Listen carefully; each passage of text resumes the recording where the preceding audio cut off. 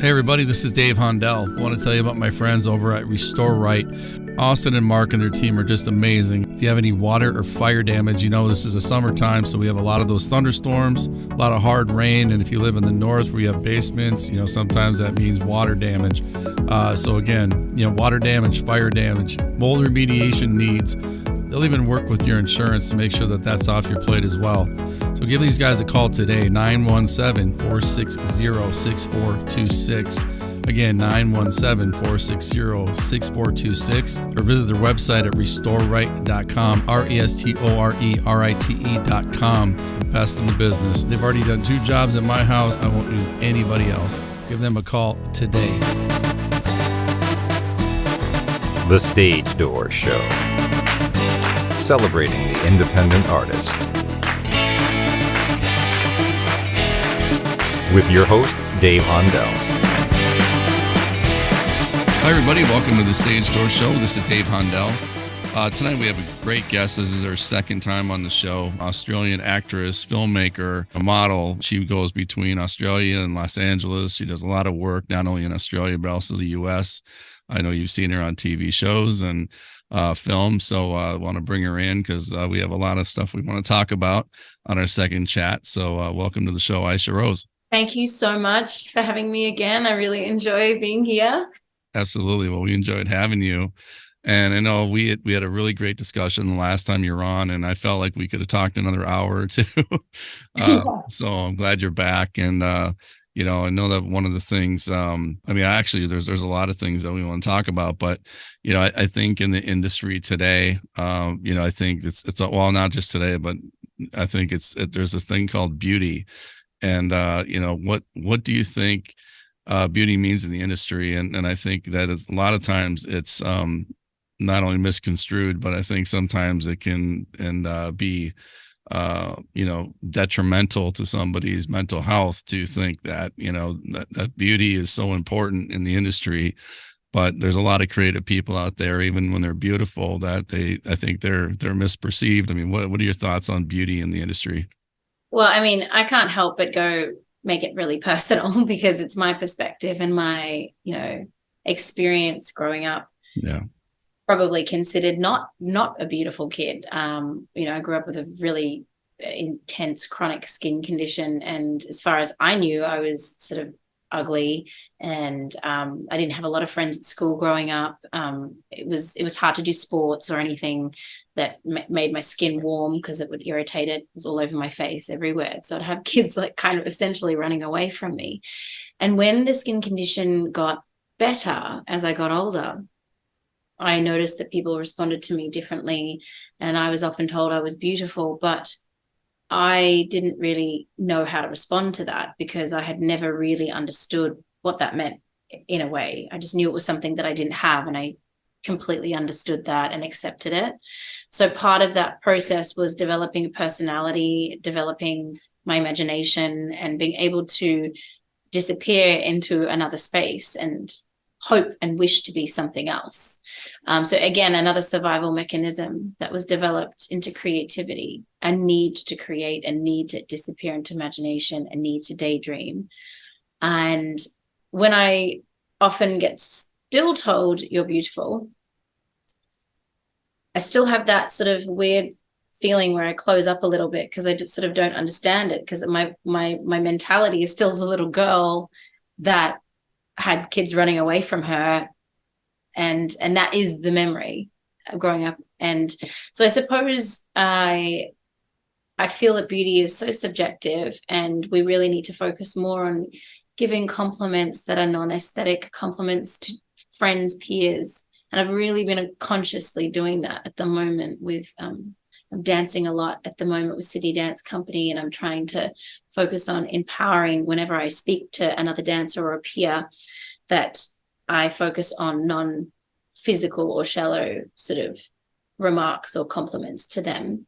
And it actually is quite hard because as a kid, you're told, you're so beautiful, you're so pretty. And then you think, oh, I want that more. That means that they love me. And so there's so much happening, especially now with AI and the development of artificial intelligence, to get our consciousness geared to an unrealistic barometer of what's acceptable for in terms of beauty. So I think it's gone way too far, and I do think that we are losing sight of really understanding what is beautiful, is the essence of someone, a quality that is that allows you to feel safe and free and appreciated and seen. So it's not just an industry thing, it's a social culture, and a human we're always wanting more, and to be able to be satisfied with what we have is what I believe is kind of a bit of a purpose in life. Well, I think that's so well said, and you hit something that on that was very personal for me, because growing up like you, I had a skin condition that would make me turn red every time, either if it was warm in the classroom, or whenever it was, I felt like I couldn't leave. I couldn't. It was a psychological thing for the most part, but there was a lot of it became psychological when it was noticed that it was happening, and a lot of it was environmental. But then when it started turning red, then it became psychological, because I noticed it, and I knew kids were looking at me because of my condition, and either were talking in front of the class, and I knew it was happening, and people were like talking and noticing that I was red, and I just wanted to run away. Like, this happened throughout the childhood. So what you said makes perfect sense to me. Number one, was, the people making fun of me. But number two was like, I don't want to even be here right now. I want to leave. I want to run away as fast as I can. So you really hit home for me just right now. And I completely understand what you're saying. And like I said, I think for too many people, it's like you said, not just even the industry, but just in general. I think people, like they're, on Instagram, and a lot of these things are unrealistic, that you see the filters, people are using filters, or people using, things to make them look who they aren't. It kind of even takes that to a next level, the beauty thing, and, everybody's got to be beautiful. And if you're not, then you're nothing. People don't want to talk to you, or you get shamed, and whatever it is, and about your weight or what way you look. And, I think there's too much of that going on. So I'm glad that you're speaking out on something like that, because, you can use your platform for that. And I think it's just amazing that you're saying something like that, because I think our listeners right now can appreciate that. And that's something that we embrace on the show, is inclusivity and equality. And, so I appreciate that so much, what you're saying right now. Thanks for sharing that. I think it's really important to constantly share these stories with our friends and in our groups, and ignite kind of conversations like this, because, you may be considered beautiful, but you could be the loneliest person in the room, because you haven't seen in a way that you desire deeply the most. All you've been doing is conditioning yourself to stay beautiful, and that's the most important thing. And then as you age, you're probably not going to come to terms with the aging process as well, because people haven't valued a part of you that is more realistic and more spiritually driven. So it's really important to share stories and give each other that space and that voice. Yeah, I agree. And I know last show that we touched on this a little bit, but I know we want to kind of dive into it a little bit more. But, when you grow up, you grew up with immigrant parents, and especially in the Australian context, there's a certain expectation, I think, when you grow up that way, and you might have a certain expectation that maybe some other people in your area don't, or that you're maybe friends or people that they don't have to deal with. So you have like a separate set of issues that you have to grow up with than other people that don't have that kind of background. So talk about that a little bit, and how that affects you still to this day. Definitely affects me. I was saying this to one of my writing partners just about 4 months ago. Was the first time I was even able to say I'm Pakistani Pashtun tribe, part of a tribe, a very small tribe, and I wasn't able to even say I was Pakistani because of the connotations and the stereotypes, and there was not really a lot of Pakistani girls in the rural small town that I grew up in. And it was only a few months ago I could even claim part of my identity. I spent a lot of time trying to assimilate into a culture that I didn't understand yet, because at home, our life and our culture and our routines were so different to what it was at school. And, we had a lot, food looked different, smells were different, what we wore were different. And so I think in many ways, I definitely felt ostracized at school because there was not many sort of brown girls. And yes, I was considered a brown girl back here in Australia. When I come to America, I'm considered white. Yeah. So identity is such an interesting topic for me, and it's definitely part of what I like to explore with my work. So the first generation of when you assimilate to a new culture is all about survival. And, thankfully my parents did such a great job. They, we struggled. It wasn't easy, but it was all about survival. And often with that, you can make mistakes of overlooking other parts that are really important, like unity and family dynamics, and focusing on the love unit, because it's just about getting by each day. The second generation, my generation, is about assimilation. And I did for a long time. I think I told you this last time. I dyed my hair this horrible orange blonde color because it wouldn't go proper blonde. And it was high school. I just used those packets and lemon juice and try and become what I thought was more likable, more acceptable. And I still think that depending on your cultural background, there's an internalized racism that comes through just by being sort of Southeast Asian or something. There's the way we were treated if one of us were more the whiter one than the other girls, or there was a different treatment, and it didn't necessarily feel good. It felt even if you were being treated, oh, you're white, or you're so beautiful, pretty, whatever, it felt uncomfortable because I didn't want to be treated differently. Right. I wanted to be just like everyone. It was all about that, like whether it was at school to be treated like a white Australian person, to be treated like one of the other kids that could do sports, and I didn't have to always sit out on the side, to be treated, just like my other sisters were. And I was thinking about this the other day, that my two sisters look very similar, and they, people used to think they were twins. So I used to be the middle one, and I am the middle one, and I used to feel very left out because of it. Yeah. And I've always wanted to be a twin so badly because of that growing up. So somebody else could understand what you're going through. Yeah. And you could have that support system. Right. And just to belong to something. Mm-hmm. Yeah. I mean, one of the, as you were talking, I keep thinking, I'm a white male, and so I don't have that experience but I can understand where it'd be difficult to have somebody that is, no matter what the culture is,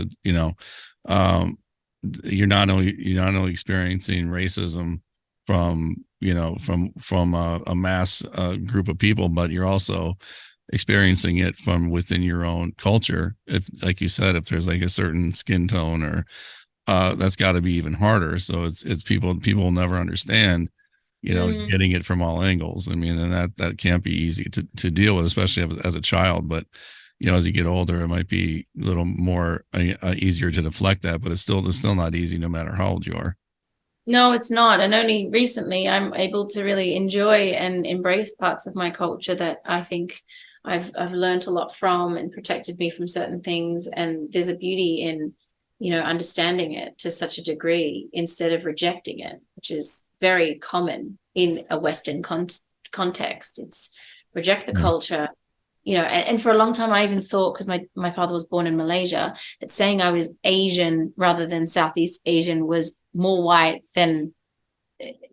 Yeah. No, I understand. Yeah, exactly. I mean, the other thing I want to bring about that is, I think the one thing that's helpful to that end is, all the streaming services that are out now. I mean, we're able to see the documentaries of different countries and different cultures, and there's like hundreds and hundreds of different avenues that we can use to watch, and get educated about different cultures. And I think it's amazing. I love sitting down and watching documentary after documentary about different cultures and how people, grow up, how people live. And, maybe years ago during the war, what, people in Southeast Asia had to go through during the Vietnam War, and, how still it affects, that culture today. But I think people just need to educate themselves. And one of the things I like to tell people, when I worked in New York City, I used to take a train to the city from Philadelphia. So I was on the train for about an hour and a half, depending on the train, just people getting along, people just drinking their coffee, getting ready for work, and people sitting side by side. And there was no issues.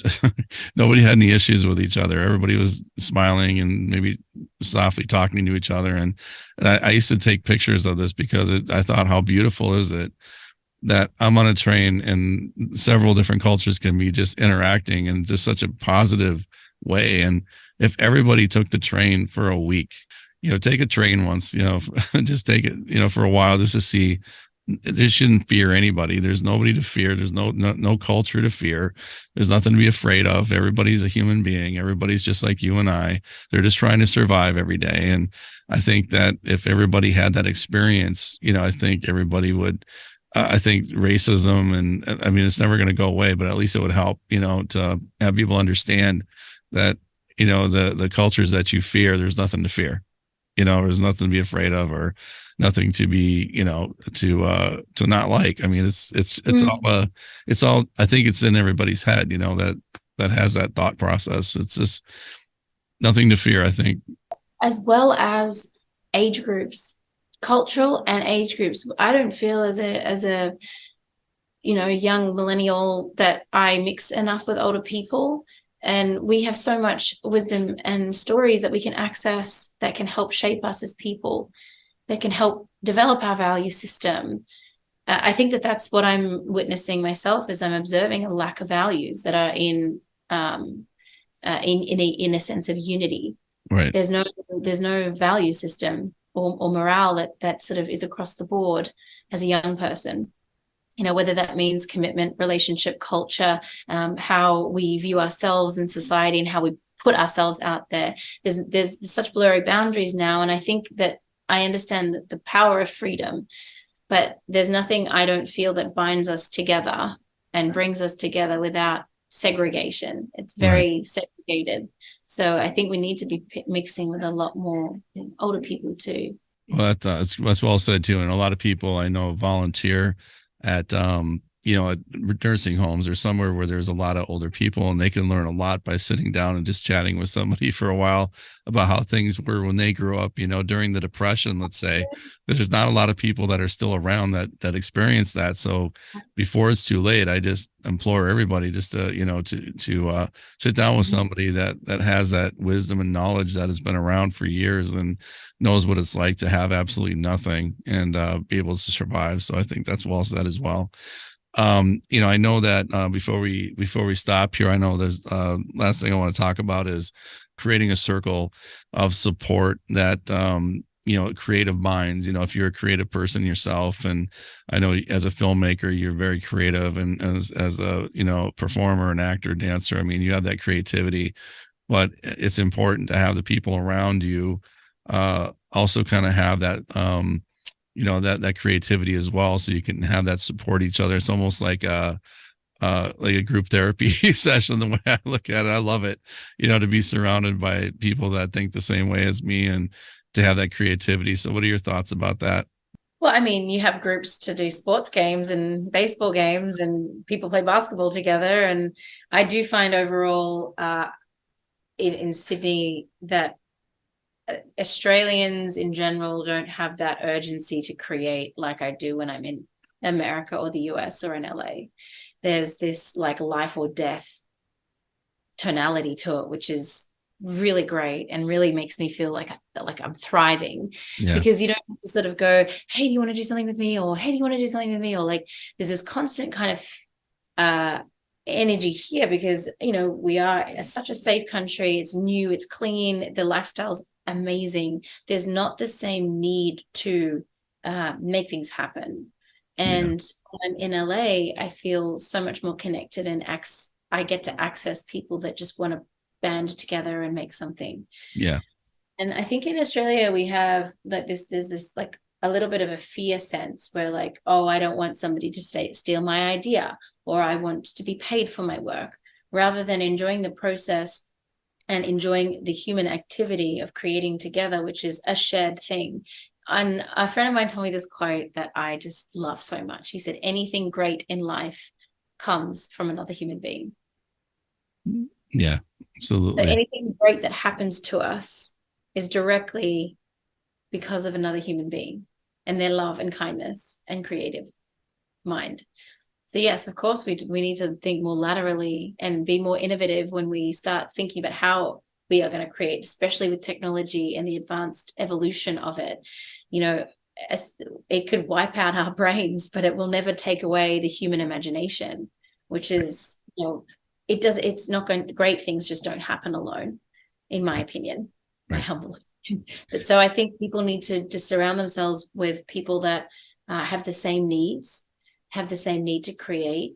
And for me, it's life. There is no life without creating. Yeah, I agree with you 100%. You know, I know that, you know, for me as well, I mean, just being a filmmaker for years, and now I'm a podcast host. I mean, you know, I've always had that need to create and to, you know, talk to people that create like yourselves, and I can't let that go. I mean, I think everybody in the world has the ability to create, and has the ability, whether they're, you know, maybe they're a great you know, cook or baker. I mean, that's created. To me, that's creative, and you're creating something great. You know, photography, you know, anything. I think everybody has that ability, and just has to be unlocked. And I encourage everybody out there, all my listeners, to, you know, to even if you don't think you have creativity, you know, try to unlock it some way. And you know, whether it's, like I said, photography, painting, cooking, baking, whatever it is, you know, I think that you'll open your eyes to a whole new world when you create something, and it's almost a spiritual experience to see something from beginning to end. And you know, I just implore everybody to do that, because I think your life will change for sure. Yeah, absolutely. Yeah. Such a therapeutic process too, when you share something and somebody can see what you've imagined. You know, the beautiful thing about filmmaking is to have an idea and to be able to get it down on paper or in a document or in a space, a platform that the director or the production team can see what you see. That is such a challenge, but it's worth giving somebody the space to do that. So gratifying, 100%. Well, Ayeshah, just another pleasure having you on, and always love having you on the show. So again, always welcome here. Thank you so much for you know, for our chats, and I want to promote whatever you're doing. So what have you been working on? I'm still working on this amazing feature we spoke about last session that we had, and we're getting closer and closer. We're looking at finance at this point, international finance in particular, and it's exciting because we've got a lot of support, including you know, one of the best dance companies in Australia, and I get to work and immerse myself into the dancer mentality. And luckily, I'm in a time where there's newer ways of learning dance, not traditional sort of syllabus. It's different. And what I'm really getting out of this process is that I get to find my way of making film and being creative, which is some people call it method acting. I do not. I call it really giving of myself selflessly to immerse myself in this process, to pay respect to the dance industry, as well as find the movement from myself rather than from external choreography. Right. And it's incredibly therapeutic because I get to move from a different place, that it's instinctual and it feels genuine. And I get to really embody the character because of that process. And it's interesting because you get to find what works for you by just trying all these different things. So Deluge is going to be a cultural moment in time, especially for Australia. And this psychological drama is, you know, everything we've spoken about today. It includes all of this, from beauty to culture to dance to trauma to using your body as a way of escaping your trauma and finding stillness as a way of moving forward. Yeah. We're waiting a couple more weeks. We'll find some, we'll get some good news in a few weeks, and I'll probably reach out then and be able to share some good news. Absolutely. Well, we can't wait to hear that. And Deluge, and you know, it's obviously something I know that's been a great project for you, and you know, wait for that to come out, and we'll share it with the world once it does. But again, just pleasure talking to you again, Ayeshah, and always stay in touch, and can't wait for the next chat. Thank you so much, Dave. Take care of yourself.